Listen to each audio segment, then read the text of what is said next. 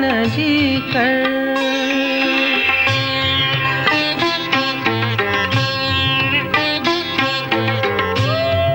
Channel के subscribe जरूर करना और बेल आइकन जो बटन जरूर दबाएगा।